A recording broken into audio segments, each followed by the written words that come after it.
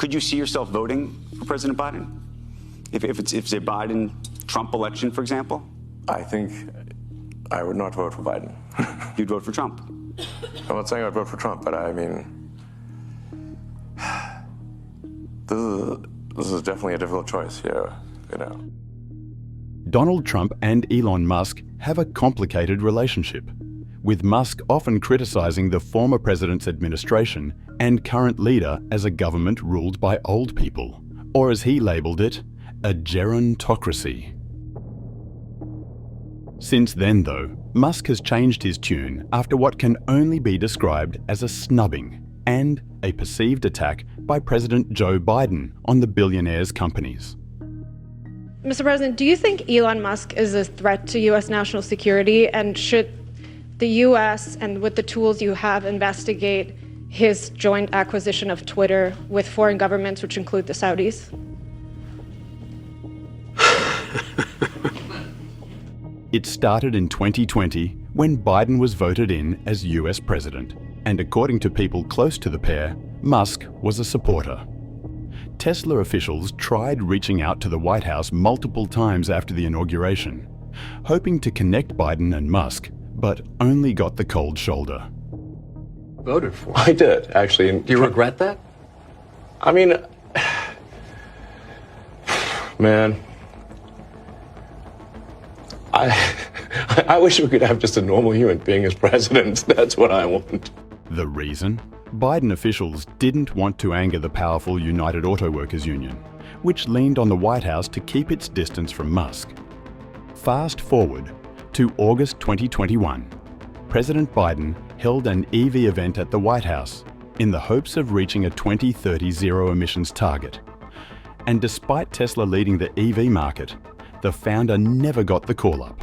Instead, Biden welcomed executives from other major companies, all of which trailed Tesla by a wide margin in EV production, and happened to employ thousands of United Auto Workers members.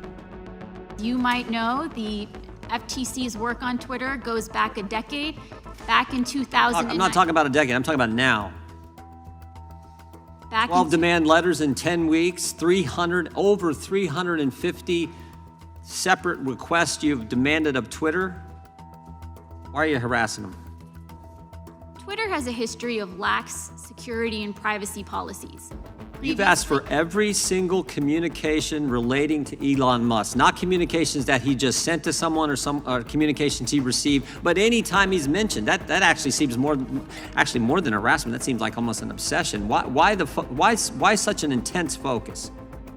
The Federal Trade Commission investigated X for consent decree violations. The Department of Justice sued SpaceX for hiring discrimination. And the Federal Communications Commission denied Starlink $900 million in subsidies, all under the watch of President Biden. But Elon endorsed me the other day, and I didn't even know this, he didn't even tell me about it, but he gives me $45 million a month. Not 45 million. Gives me $45 million a month. Musk initially indicated plans to contribute approximately $45 million to America PAC, a pro-Trump super political action committee he co-founded with other notable tech executives. However, he later clarified that while he did form the super PAC, his actual contributions were at a much lower level. And I want to diversify out into California. What's been reported in the media is simply not true. Okay. I'm not donating $45 million a month to Trump. Right. Now, what I have done is I have created a PAC or super PAC, whatever you want to call it. Yeah.